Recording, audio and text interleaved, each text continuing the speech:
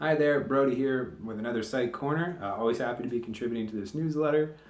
Today I thought we'd talk about something really specific and small, but it can have a big effect on just the way we experience our health, mind and body at this time of year, and also with whatever we're going to have to give to any sort of goals that we might be setting for ourselves as we head into a new year.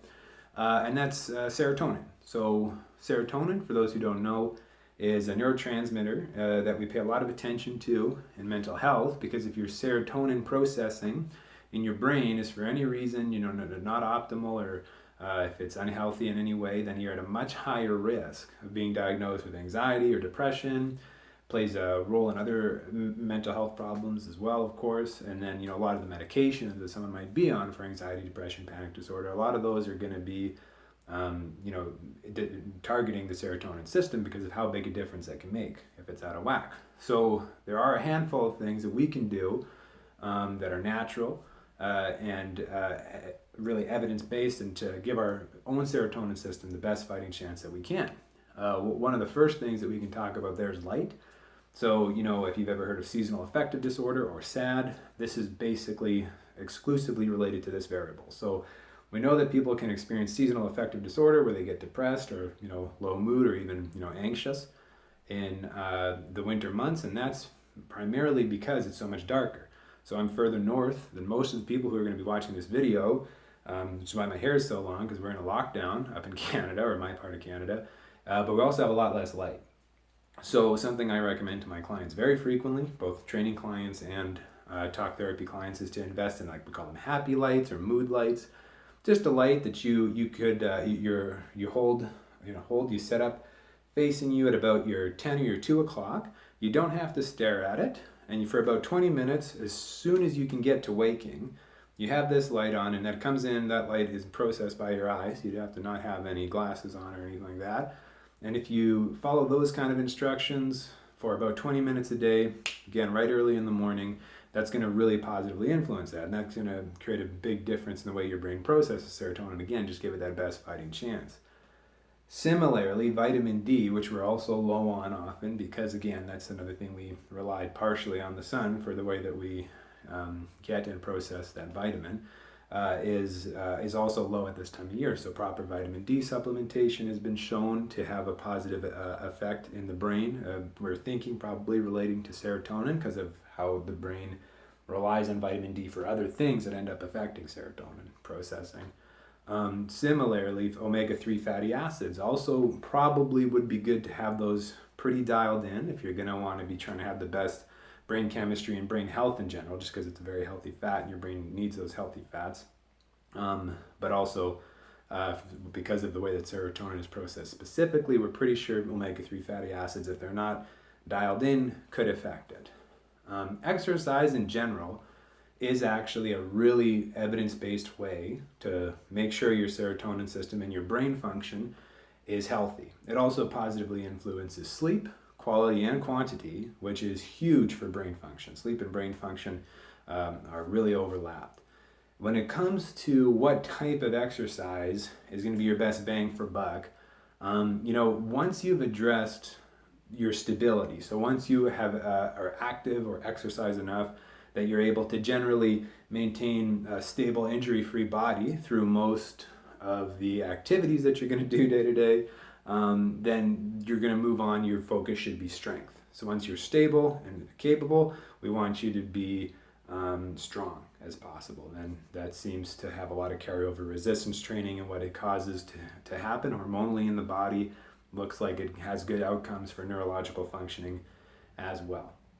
And I know everyone's hearing a lot about this these days, but I really can't stress enough how strong the evidence is for this practice. But regular meditation practice is huge for serotonin processing. Also, talk therapy is very strongly connected to positive serotonin processing as well.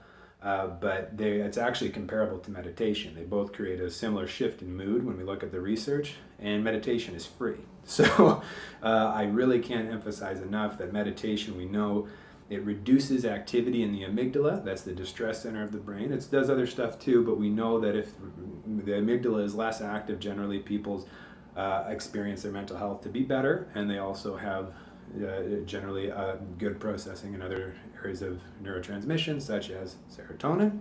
And we also know that it increases regular meditation increases the size of the hippocampus, which is responsible for memory, but also like self-referential thinking. So in other words, it's going to positively influence any sort of thinking you do of yourself related to something. It seems, right? I'm kind of painting in broad strokes here, but a larger hippocampus is associated with lower rates of depression and lower rates of anxiety. We're thinking a lot of that has to do with people just being able to take it a little easier on themselves, see themselves as separate from their problems, or their value as separate from their problems. It seems like meditation helps people kind of get there, in their minds.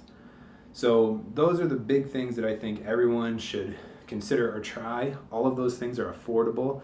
Vitamin D and omega-3 fatty acids are affordable. Happy lights or mood lights are very affordable. Exercise, fairly affordable. And of course, meditation is just sitting there and breathing. I would recommend, there's a new Headspace special on Netflix for anyone who's really new to meditation.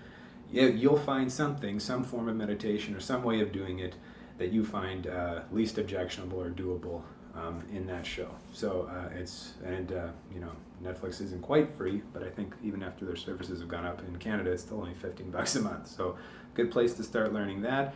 Headspace has 7 free meditations on their app too if you download it, and that's how I often encourage people to get started if it's something totally new for them.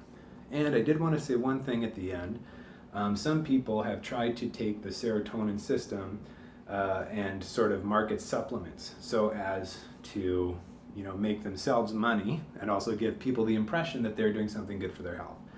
I have a special place of resentment for anyone who takes advantage of people who want to be healthy and tries to make themselves money off of something that does not work. But tryptophan is something I want to just mention briefly. Tryptophan is something that they say if you supplement tryptophan, it will positively influence serotonin processing, which is kind of true. But we haven't found an effective way to get tryptophan into our brain's systems in such a way that actually influences neurotransmission. So what the problem is with that is that tryptophan, if you take a supplement of tryptophan, like a pill, it does not make it through the blood-brain barrier. It's competing with other amino acids and it just doesn't happen. So that's too bad, because it'd be really nice if it did work.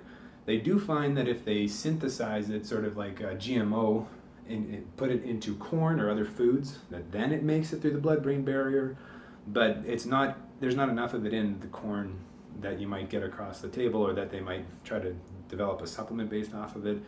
The takeaway point is tryptophan looks promising, but we haven't figured out a way to make it work reliably, so don't waste your money, because even though it's cheap, buying it all the time for no positive effect and no reason based on evidence to suggest it's going to help you is something I'd like you to be able to avoid. Okay, so good luck. Happy serotonin exploits to everybody. And I'm going to get my meditation in right now. Take care.